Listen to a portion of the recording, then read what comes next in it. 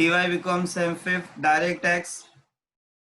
Chapter number 7, income from capital gain. Question number 7.2. Mr. Suresh purchased a house property for rupees 2,50,000 on 2nd April 2001. If you see carefully, house property means that is this is assets. Purchase कब किया हमने? 2nd April 2001. 2. आगे. He made the following addition and alteration in the house property. उसने उसमें alteration किया. Construction on first floor, financial year 2003 and 4 for rupees 1,30,000. उसने क्या किया? फर्स्ट फ्लोर कंस्ट्रक्ट किया. Very good. Cost of construction of second floor, again उसने improvement किया. Second floor 2010 and 11 for 1,40,000. He sold above property on 20 October 2019. 20 October 2019 को उसने sold किया. That is approximately, I am saying approximately कितने months होंगे? Around 18 year हो जाएंगे. अगर वो 18 ईयर है, दैट इज ये क्या हो गया अपने लिए? लॉन्ग टर्म कैपिटल गेन वाला सम. ओके, चलते हैं आगे. He invested 1 lakh rupees in Rural Electrification Corporation Limited bond, RECL bond में 30 अक्टूबर 2019 में. 10 दिन के बाद उसने क्या किया बेटा? इन्वेस्ट कर दिया. The CI for the year given 2001 and 2, 3 and 4, 10, 11 and 19, 20 they have given a CI. Compute his capital gain दिया है. चलो, फर्स्ट थिंग तो वी हैव कंफर्म कि ये लॉन्ग टर्म कैपिटल गेन है. स्टार्ट करता हूं. Full value of consideration. Full value of consideration means sale. Check करो कितने का सेल किए थे हमने यहाँ. He sold the above property for 25 lakh. यहाँ लिख रहा हूं 25 lakh less transfer expenses. Question में transfer expenses I feel they have not given. कोई ट्रांसफर एक्सपेंसेस नहीं है, तो यहां मैं लिख रहा हूं nil. Next, index cost of acquisition, ये इसका फॉर्मेट है. अब इंडेक्स कॉस्ट ऑफ एक्विजिशन है तो आई हैव रिटन डाउन. मैंने सब फॉर्मेट कहाँ लिखा हूं? नीचे लिखा हूं. तो विल गो डाउन. पहले सब कैलकुलेशन कर लेते फिर उसके बाद. अब मुझे कोई ये बताएगा कि प्रॉपर्टी का रूल क्या था बिफोर 1 अप्रैल 2001 एंड आफ्टर 1 अप्रैल 2001. अब मुझे बताओ इसने परचेस कब किया? 2 अप्रैल 2001, मतलब एक दिन के बाद में परचेस किया. अगर एक दिन के बाद में परचेस किया तो दैट मीन्स ये जो फॉर्मूला होगा उसका, ये फॉर्मूला क्या हो जाएगा बेटा? Nil. We will not use this formula. We will not use this formula. Again I am saying we will not use this formula, क्योंकि ये फॉर्मूला कौन सा है? बिफोर वाला. और मुझे कौन सा वाला फॉर्मूला चाहिए? आफ्टर. तो आई एम कमिंग हियर. चलो, 2001 एंड 2 में बेचारे ने हाउस परचेस किया था, तो मेरा फॉर्मूला क्या है बेटा? Is equals to cost of acquisition. कितने में परचेस किया? 2,50,000 multiply by CI for the year of transfer. हर एक सम का CI जो रहेगा ट्रांसफर का बेटा, कौन सा रहेगा? हर एक सम का CI फॉर ट्रांसफर 2019-20 होगा. CI क्या होगा? ट्रांसफर 2019-20, क्योंकि उसने देखो अक्टूबर 19 में सेल किया, that is 1920. Now CI for the year of acquisition. If you have seen, acquisition उसने कब किया बेटा? 2001 and 2. 1 April 2001 means 2001 and 2. तो यहाँ लिखूंगा मैं 2001 and 2. ओके, चलो स्टार्ट करते. 2,50,000 मल्टीप्लाई बाय, वापस से लिख रहा हूं 2,50,000 multiply by CI for the year of transfer. CI for the year of transfer कितना है 289, तो यहां लिखूंगा मैं 289 divide CI for the year of acquisition, acquisition कौन सा था 1 एंड 2 में, 1 एंड 2 में कितना है बेटा 100, तो यहां लिखूंगा 100। चलो इसको सॉल्व कर रहा हूं, इज इक्वल्स टू कितना होगा 2,50,000 multiply by 289, 2,50,000 multiplied by 289 divided by 100 comes to 7,22,500। कितना मिला 7,22,500 मिला हमें। तो ओके, तो अभी ऊपर लिख देते हम। चलो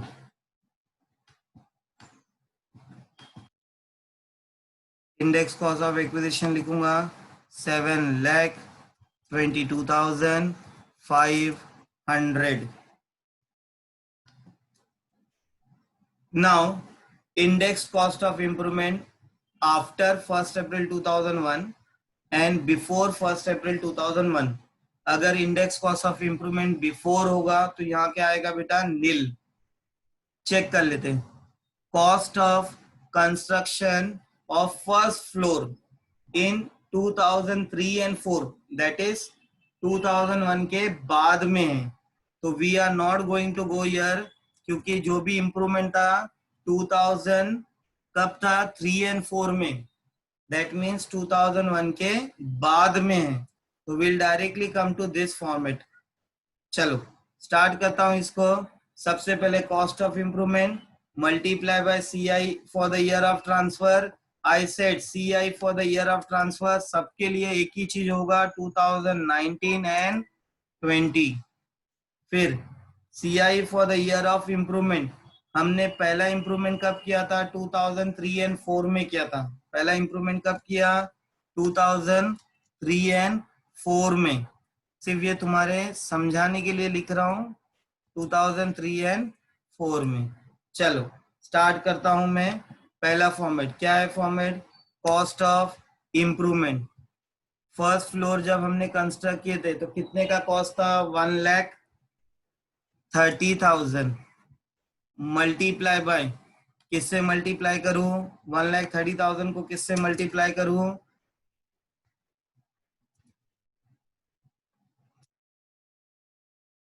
इससे CI for the year of transfer 1920 का ट्रांसफर कितना है 289 डिवाइड 2003 एंड 4 का इंप्रूवमेंट कितना है 2003 एंड 4 का इंप्रूवमेंट कितना है 109, तो यहां लिखूंगा 109। चलो चेक करते हैं टोटल क्या मिलेगा।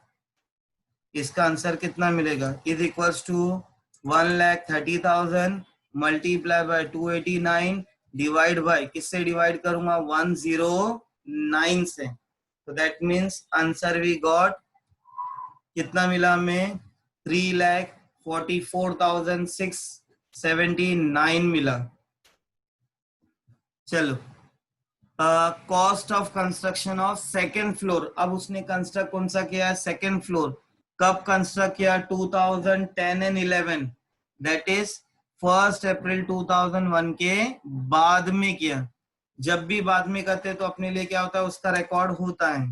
तो चलो 2010 एंड 11 में कितने में उसने कंस्ट्रक्ट किया 1,40,000 multiply by CI for the year of transfer same 1920 का क्या होगा 289।